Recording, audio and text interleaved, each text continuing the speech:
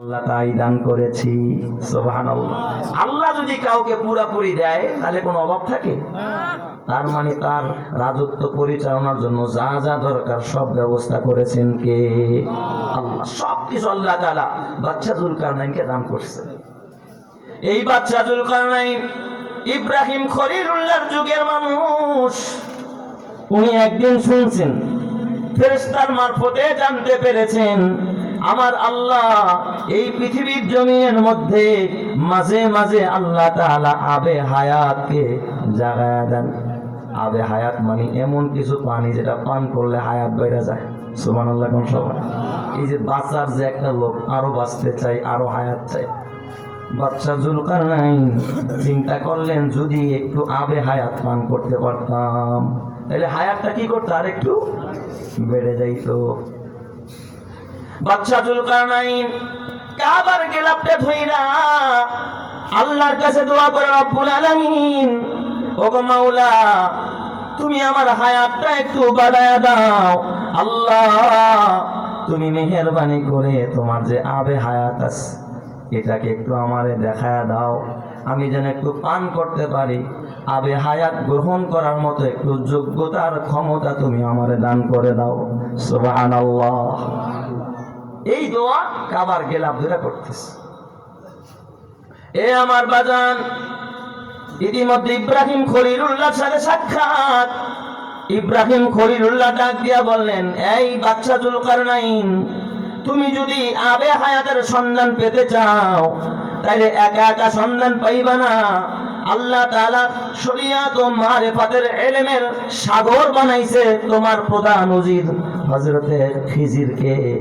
এই খিজিরকে সঙ্গী বানাও, খিজিরকে নিয়ে সফর আরম্ভ করো, খিজিরকে নিয়ে তালাশ করো, দেখবা আমার আল্লাহ অতি সহজেই তোমাকে আবে হায়াতের সন্ধান মিলাইয়া দিবে।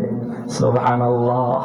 আল্লাহ অতি সহজেই কি করবে, আবে হায়াতের সন্ধান তোমাকে মিলাইয়া দিবে। যাও তুমি খিজিরকে নিয়ে আবে হায়াতের সন্ধান করো। বাদশা যুলকারনাইন হযরতে খিজির আলাইহিস সালামকে সঙ্গে নিয়ে সফর আরম্ভ করলেন। আবে হায়াতের সন্ধানে যেন হায়াতটা একটু বেড়ে যায়, আরো কিছুদিন যেন দুনিয়ায় থাকতে পারি। খুঁজতে খুঁজতে হযরতে খিজির আগে আগে যাচ্ছেন, হযরতে বাদশা যুলকারনাইন পিছনে পিছনে যাচ্ছেন। হঠাৎ এই খিজির আলাইহিস সালাতু ওয়াস সালাম তিনি ইসমে আযম জানতেন। খিজির আলাইহিস সালামকে আল্লাহ এমন কিছু ইলম দান করেছেন যা এই জমিনের অন্য কোন মানুষ তো দূরের কথা, অনেক পয়গম্বরকে আল্লাহ তাআলা দান করেন নাই। আল্লাহ তাআলা যেই কথাটা সূরা কাহফের ভিতরে আল্লাহ তাআলা নিজেও বলেন, হযরতে মূসা পয়গম্বর ক্বালা লাহু মূসা হাল আত্তাবিউকা আলা আন তুআল্লিমানি মিম্মা উল্লিমতা রুশদা। ও ভাই খিজির, আপনারা তো আল্লাহ অনেক জ্ঞান গরিমা দিয়েছে, এখান থেকে আমার একটু শিখাইবেন নি? মূসা নবীর মতো পয়গম্বর খিজিরের কাছ থেকে ইলম নিতে চায়। বলেন তো, মূসা নবী শ্রেষ্ঠ পয়গম্বরদের ভিতরে একজন অন্যতম পয়গম্বর, ঠিক না ঠিক? এই মূসা নবী যার কাছ থেকে ইলম শিখছে তার নাম কি? খিজির আলাইহিস সালাম। এই খিজির সে তো অনেক জ্ঞানের অধিকারী, মারিফাতের ইলম যার কাছে আছে। খিজির আলাইহিস সালাম হঠাৎ দেখে আবে হায়াত ভাইসা উঠছে। সুবহানাল্লাহ। কোন সবাই আবে হায়াত ভাইসা উঠছে। উনি দেখতেছে যুলকারনাইন অনেক পিছনে, আস্তে আস্তে চলে যাব, এক চুল্লু ধরছে, উনি নিজেই পান করে লাইছে। সুবহানাল্লাহ। যুলকারনাইনের ডাক দিছে, তাড়াতাড়ি আসেন, তাড়াতাড়ি আসেন। উনি আস্তে আস্তে আবে হায়াত আবার ভূগর্ভে চলে এসে। এই জন্য কোন কোন মুআররিখিনগণ, কোন কোন মুফাসসিরিনগণ লেখেন যে বাদশা যুলকারনাইন আবে হায়াত খাইতে চেয়েছিল কিন্তু তিনি পায় নাই, কিন্তু মাঝখান থেকে আল্লাহ তাআলা হযরতে খিজিরকে আল্লাহ তাআলা মিলাইয়া দিয়েছে। এই জন্য কেউ কেউ বলে মুখতালাফি মাসালা যে খিজির এখনো পর্যন্ত জিন্দা আছে। সুবহানাল্লাহ। তো দীর্ঘ হায়াত পেয়েছেন। কেউ কেউ বলে এই কথা যে এখনো পর্যন্ত কি আছেন, জিন্দা আছে। এ আমার বাজান, কিন্তু আমার এটা বলা মাকসাদ না। হযরতে যুলকারনাইন যিনি আবে হায়াত পান করে হায়াতকে বৃদ্ধি করতে চেয়েছিলেন, এই হযরতে যুলকারনাইন তারপরেও পারে নাই।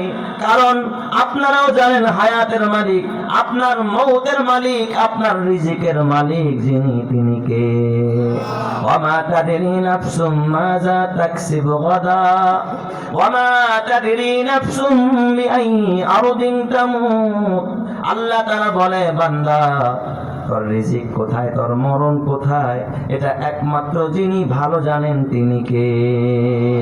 দু চিজ আদে মীরা কাশারে জোরে জোর, দু চিজ আদে মীরা কাশারে জোরে জোর, একে আবদানা দিগার খাকে গোর, একে আবদানা দিগার খাকে গোর। তাহলে বলেন তো আপনার আমার মরণ কোথায়, এটা জানেন যিনি, তিনি কে? পিতা দেখবেন সন্তানকে বিদেশ পাঠায়,